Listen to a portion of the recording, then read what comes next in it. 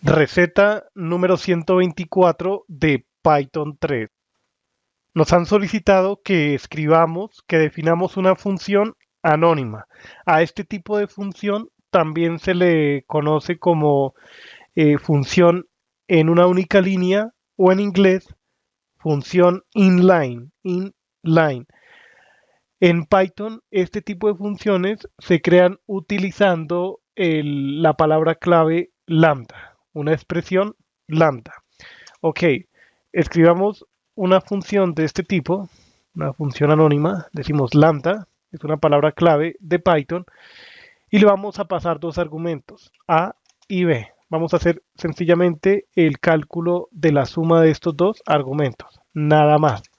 Nosotros podemos obtener la ayuda de esta expresión lambda, de esta función anónima. Ejecutamos y nos indica que es una expresión lambda. Aquí está la declaración con sus dos argumentos. No se muestra el cuerpo o la expresión que está escrita enfrente de los dos argumentos.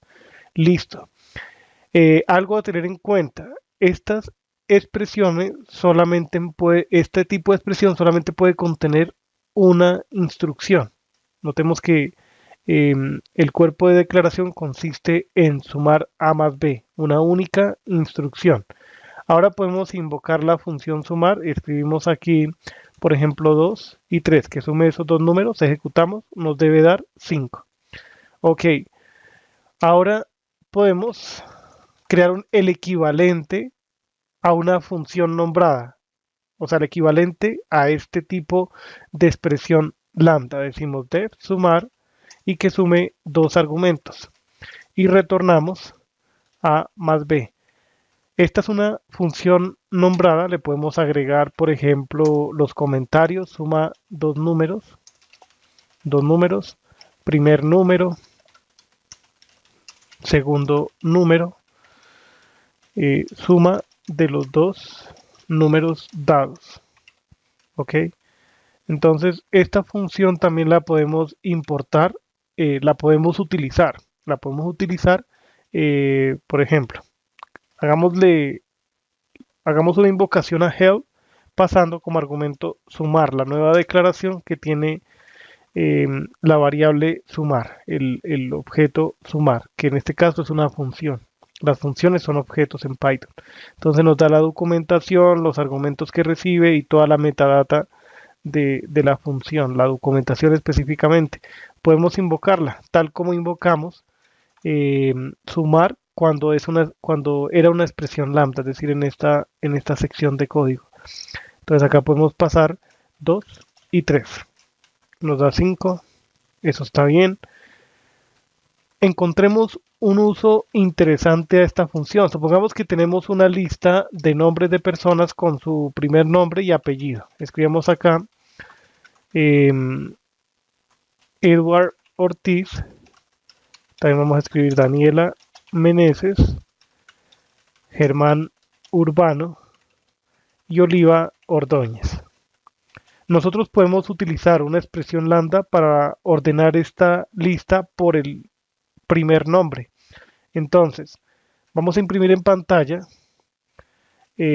o antes podemos escribir nombres ordenados. Ordenados. Y vamos a guardar en esta variable el resultado de invocar la función sorted pasando nombres y especificando un método de ordenamiento, por así decirlo, en el argumento key. Escribimos lambda, vamos a tener un nombre y como el nombre está compuesto vamos a separarlo por el espacio. Invocamos el método split y tomamos el último elemento que sería -1. Ordenamos sin considerar mayúsculas y minúsculas. Podemos imprimir ahora. Aquí decimos print, nombres ordenados. Ejecutamos. Aquí tenemos la lista de nombres ordenados. Meneses, Ordóñez, Ortiz y Urbano, en orden alfabético ascendente. ¿Ok? Entonces en esta receta hemos visto cómo crear funciones anónimas por medio del operador o de la palabra clave lambda. en donde podemos especificar una lista de argumentos y una única instrucción como cuerpo de declaración. Creamos el equivalente a una función nombrada. Este sería el equivalente, más bien el equivalente a la expresión lambda que tenemos definida aquí en la línea 5. Y más adelante vimos cómo ordenar una lista de nombres constituidos por el primer nombre y el primer apellido, utilizando una expresión lambda. Llegamos hasta aquí con esta receta. Hasta la próxima.